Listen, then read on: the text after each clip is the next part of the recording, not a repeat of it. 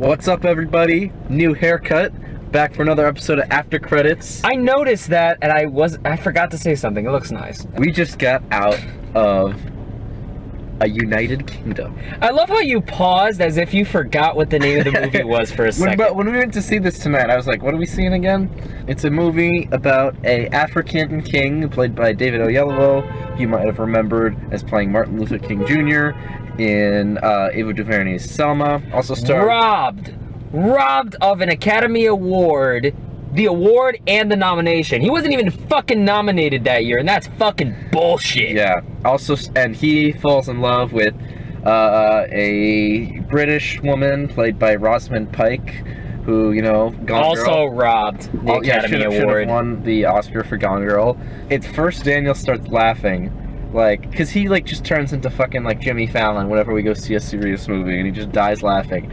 But as the movie progressed, he slowly just got madder and madder, and it was so entertaining to watch somebody's soul break down over the period of an hour and 51 minutes.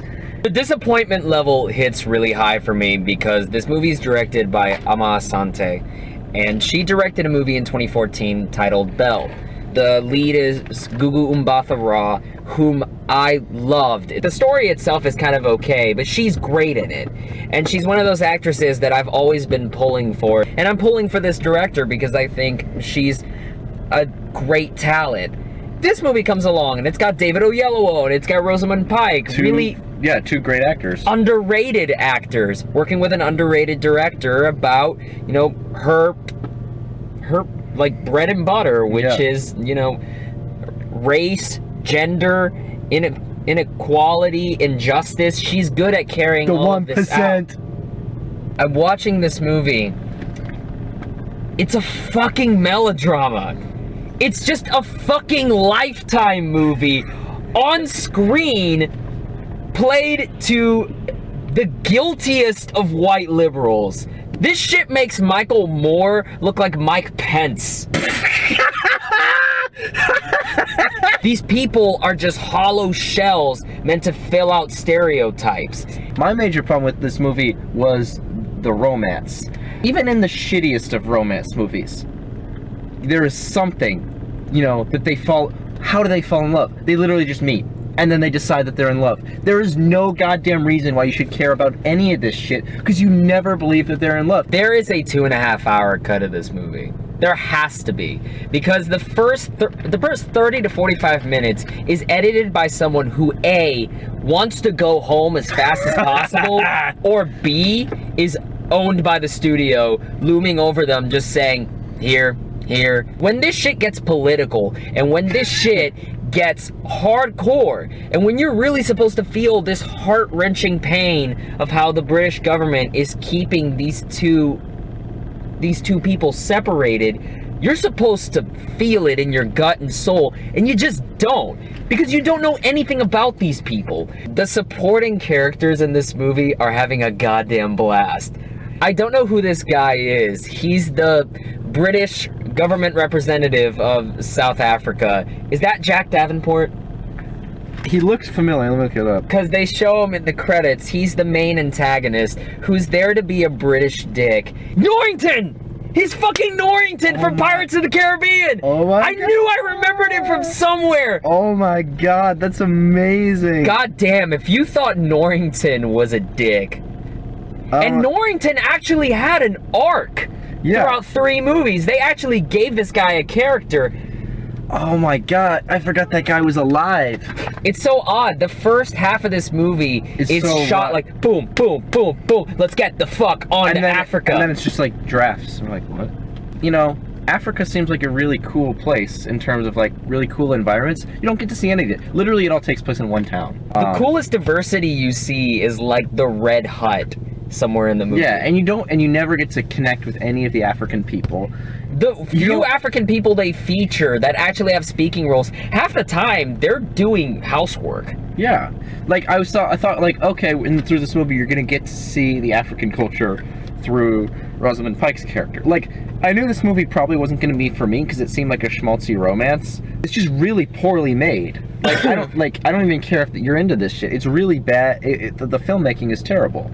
This is another movie set in Africa where the main character speaks to the African tribe in English and they all understand him. Yeah. But whenever you don't need them to, they're just talking in their native language. This guy is the king of his tribe and he's speaking the British language. What the fuck? This movie's racist. There wasn't even any Latinos in it. I realize this is a little late in the video, but spoiler alert, we're gonna just talk about some spoilery shit. So if you don't want to know everything and just our final thoughts and scores out of 6 stars, scroll to the time code here. Otherwise, you've been warned. You might as well watch this though. I mean, nobody cares about this movie. David Oyelowo is fighting with the British government about the legitimacy to his kingdom. His oh my god, it's chieftain. so boring. Through all of this, they're basically just pissed because he married a white chick. And apartheid's happening in South Africa, so ooh, snafu. Seriously, they're making so much of an ado about this that it's fucking ridiculous. To the point where I feel like there would be easier, less dickish ways to get this fixed, but whatever. There's a point where David Oyelowo is back in London trying to, I guess, play nice with the Brits, and the Brits say that he's banished for 5 years. Lo and behold, while Rosamund Pike is back in Africa and he's in London, she's pregnant! And okay, first of all, there's this hilarious PG-13 sex scene early in the movie.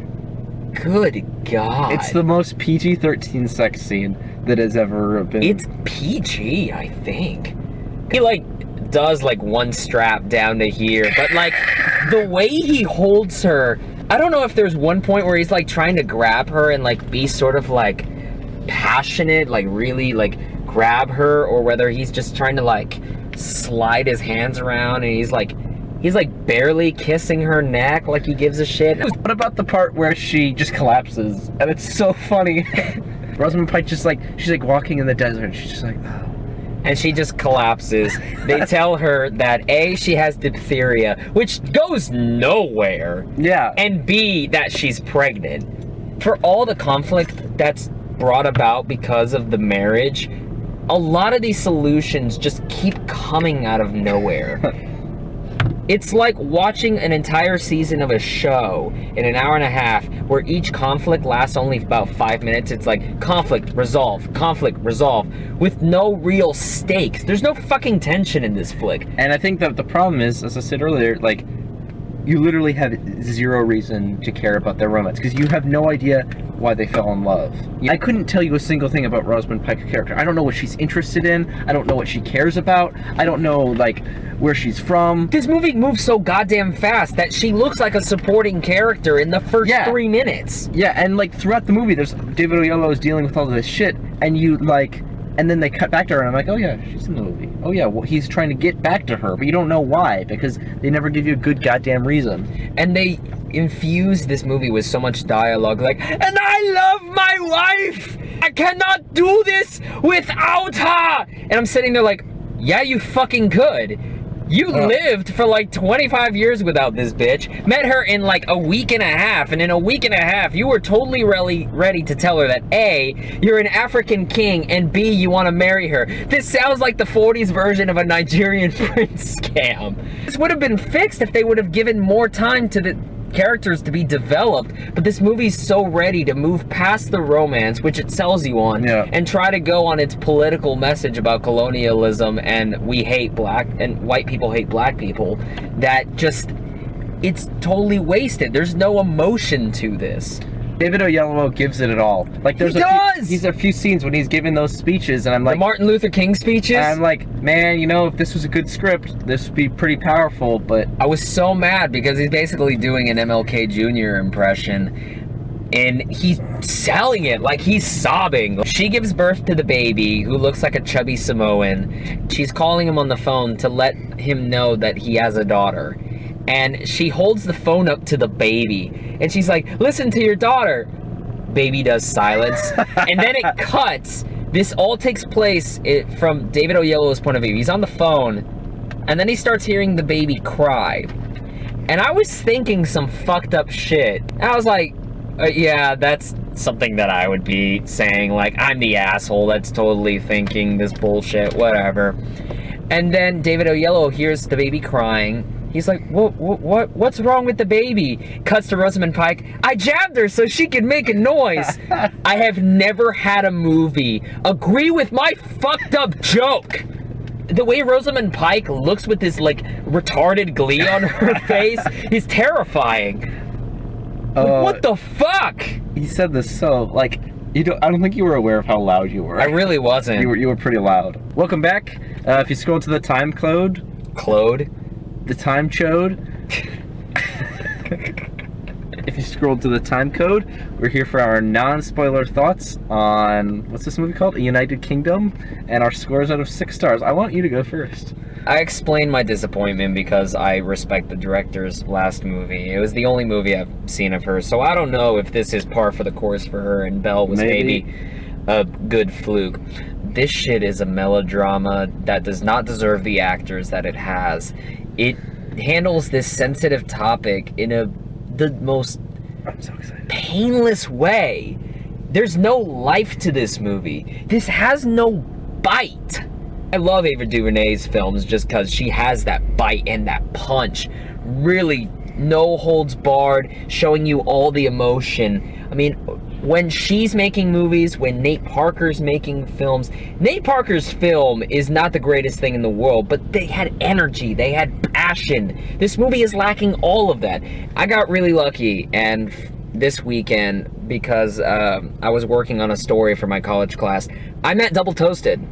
I met Double Toasted at their pub crawl here in Dallas, and I interviewed Martin and I interviewed Corey for my story, and they're, you know, just how you see them on YouTube, they are in real life. Warm, open-hearted, hilarious, don't give a fuck what anyone says, etc.